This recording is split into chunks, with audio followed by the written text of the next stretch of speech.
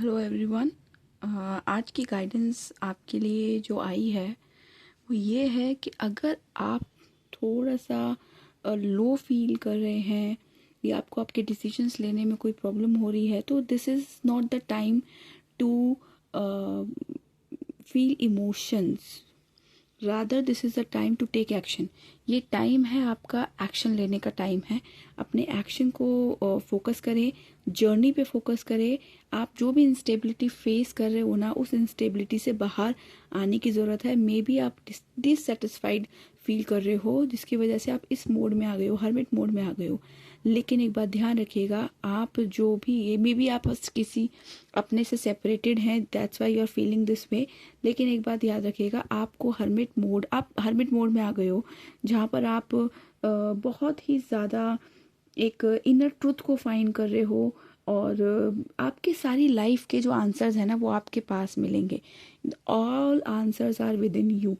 आपको बस अपने अंदर झांकना है, सेल्फ अटेनमेंट लेनी है, सेल्फलेसनेस फॉलो करना है और थोड़ा सा सॉलिट्यूड में हो, अकेलापन फील कर रहे हो, लेकिन वो अकेलापन ना आपको एक ट्रुथ से मिलाएगा, आपके हिडन ट्रुथ से मिलाएगा। क्योंकि वो एक जो आपको मिला है ना, ये अकेलापन, वो जानबूझ के मिला है ताकि आप अपने आप को एनलाइटमेंट कर सकें और आप इस एनर्जी से बाहर आएँ।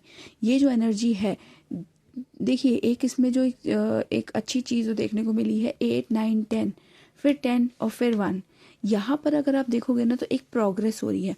तो आप अभी इस एनर्जी में हो। बेशक आपको ये एनर्जी अच्छी नहीं लग रही है, आप अकेलेपन में हो, दुखी हो, बहुत इमोशन फील कर रहे हो, अकेला फील कर रहे हो, ऐसा फील कर रहे हो कि आपके ऊपर कितना बर्डन है, कि लोगों ने आपके साथ बिट्रेयल किया है, आप कहीं पर हो सकता है हारा हुआ फील कर रहे हो, एकदम से होपलेस हो गए हो। लेकिन एक बात ध्यान रखिएगा, जो भी आपके साथ हो रहा है ना, ये डिवाइन इंटरवेंशन के साथ हो रहा है। ये भगवान जी चाहते हैं कि आप इस सब चीज़ों से बाहर आएँ, क्योंकि आपके लिए एक ब्राइट फ्यूचर आपके लिए वेट कर रहा है। ये ब्राइट फ्यूचर हमारे टैरो में माना जाता है कि सन का कार्ड बहुत एक नई शुरुआत का कार्ड होता है विद फुल ऑफ एनर्जी।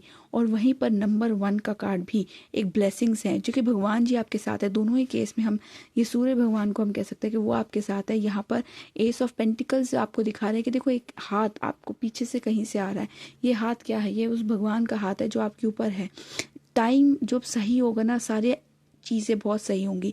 एक नई बिगनिंग आपकी लाइफ में आएगी, सक्सेस आपकी लाइफ में आएगी, आपको जो चाहिए वो सब मिलेगा आपको। लेकिन उसके लिए आपको पहले अपने इस स्टेट से बाहर निकलना पड़ेगा।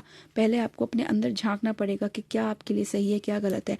और सबसे बड़ी बात, आपको अपने इमोशंस पे वर्क करना पड़ेगा। आपके राइट डिसीजंस लेने पड़ेंगे।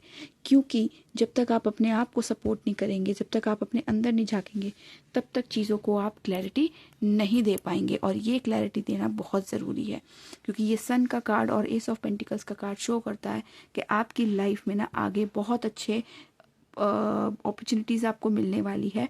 बस आपको उन अपॉर्चुनिटीज़ को ग्रैब करना है। और वो ग्रैब आप तभी कर पाओगे जब आप अपनी एनर्जीज़ को क्लियर करोगे, अपनी पॉजिटिव एनर्जीज़ में आप आओगे। और ये पॉजिटिव एनर्जीज़ में आते ही all the things will be in your favour. तो इसलिए अभी आपके साथ जो हो रहा है ना, उसको एक ब्लेसिंग्स मान के चलें। अपने एनर्जीज को क्लियर करें, अपने आप को इमोशंस से बाहर निकालें।